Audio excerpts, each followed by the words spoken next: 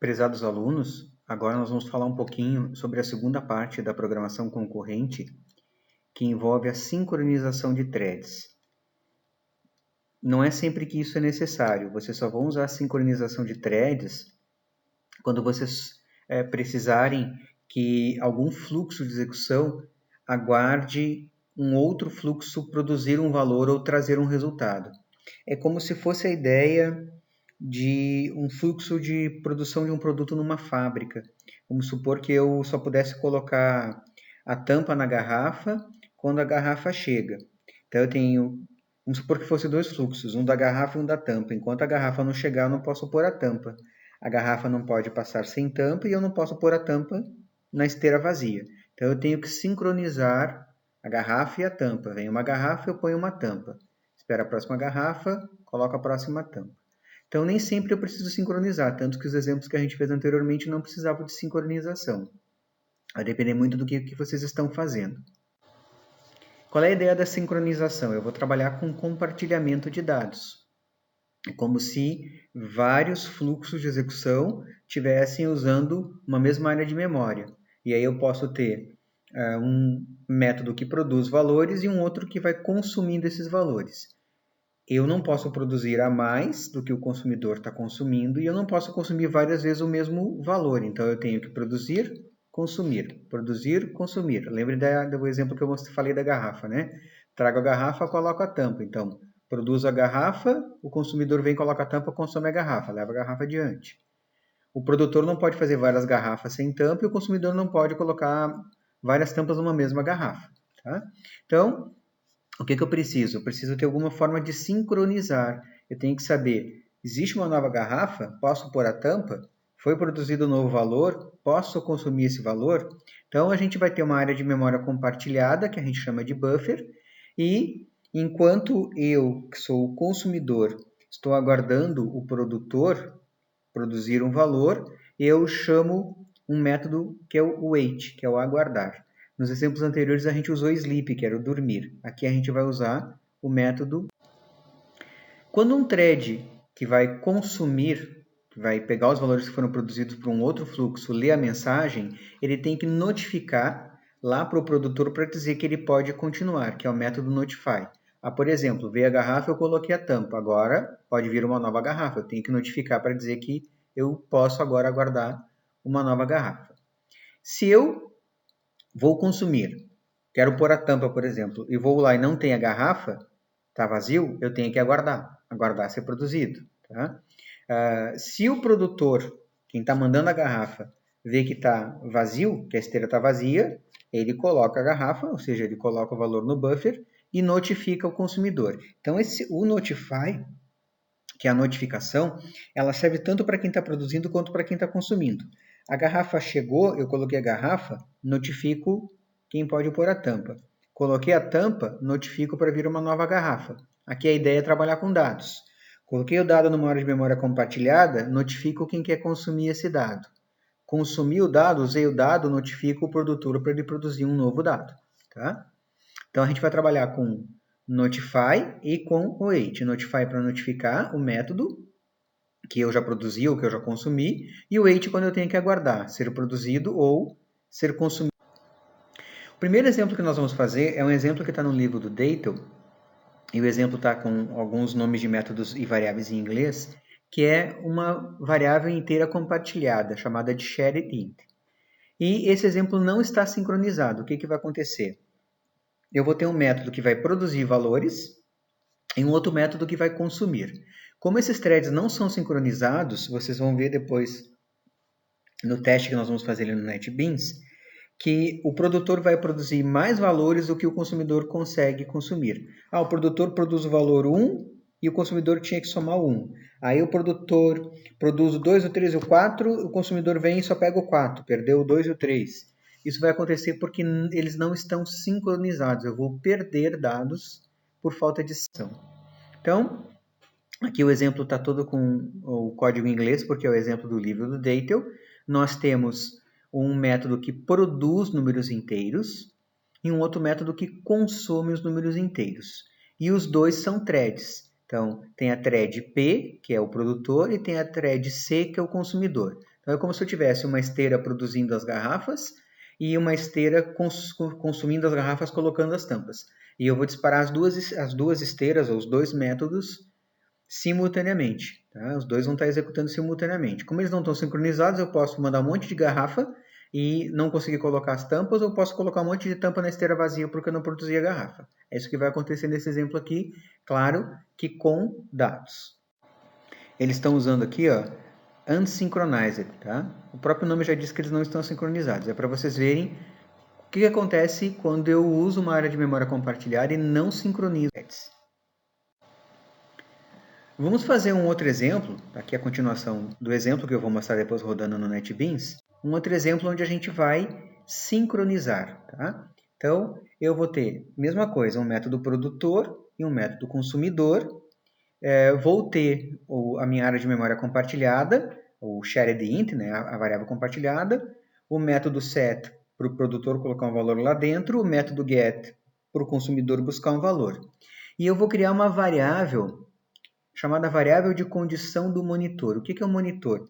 É o método sincronizado que vai verificar: o produtor já produziu, posso consumir? O consumidor ainda não consumiu, não posso produzir? É como se fosse um semáforo que vai me dizendo se eu posso ou não continuar, que é uma variável que a gente aqui no exemplo vai chamar de writable, tá? Seria habilitar escrita, ou pode escrever, como vocês quiserem traduzir.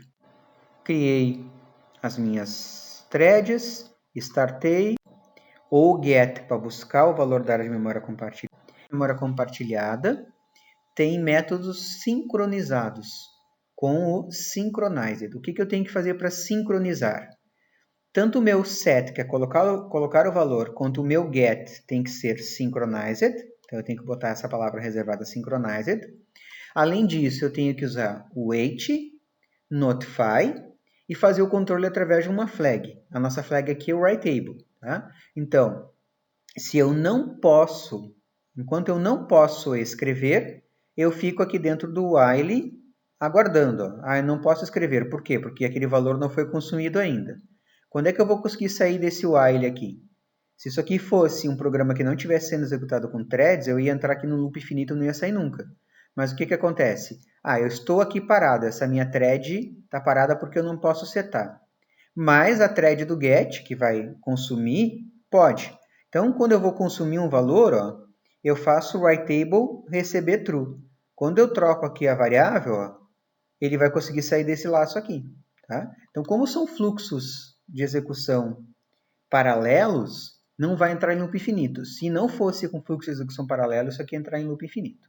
Então, vocês precisam ter método synchronized para setar o valor compartilhado e para buscar o valor compartilhado.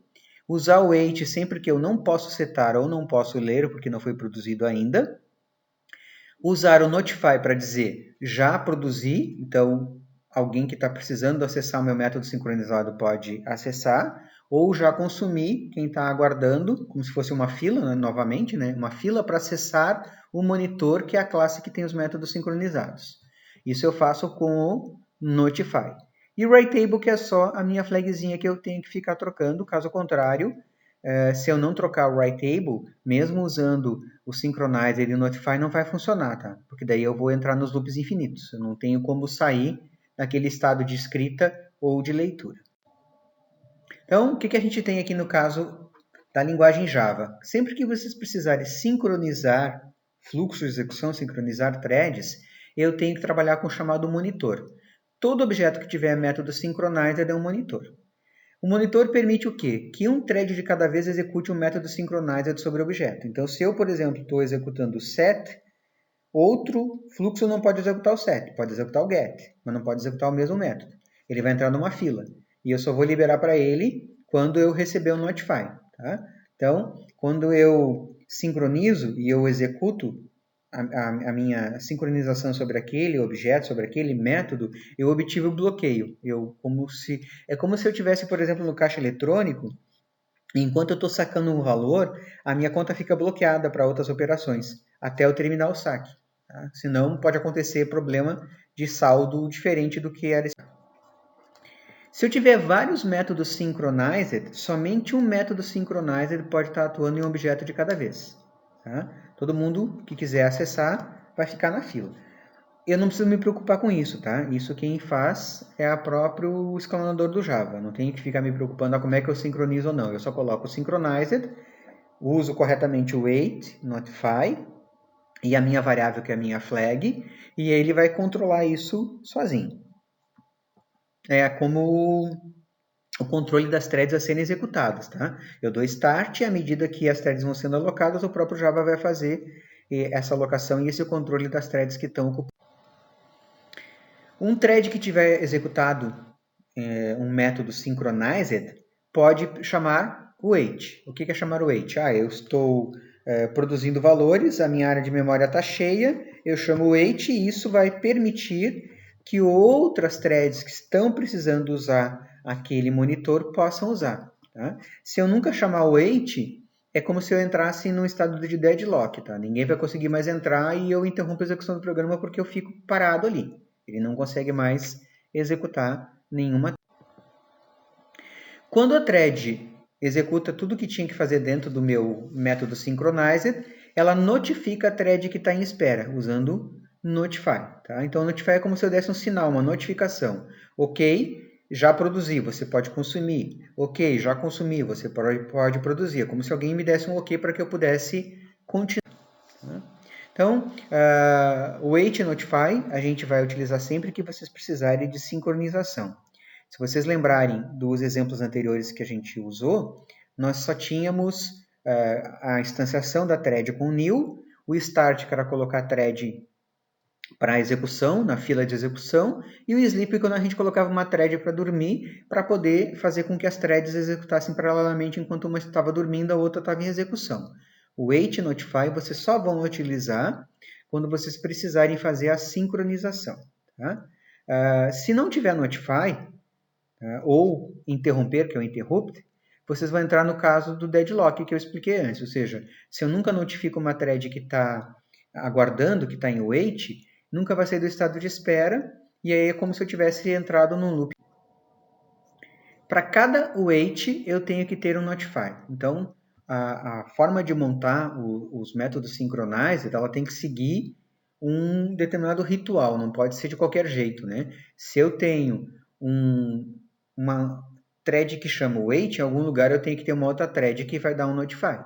Se eu tiver 3 wait, tem que ter 3 notifies no meu código. Caso contrário, eu não vou estar fazendo a sincronização corretamente. Então, vocês têm que tomar esse certo cuidado para que as coisas funcionem adequadamente. Eu vou mostrar depois, assim, lá no NetBeans, o exemplo daquele nosso shared int, aquela área de memória compartilhada, sem a sincronização, e depois o exemplo rodando com a sincronização para vocês verem a diferença que acontece na execução.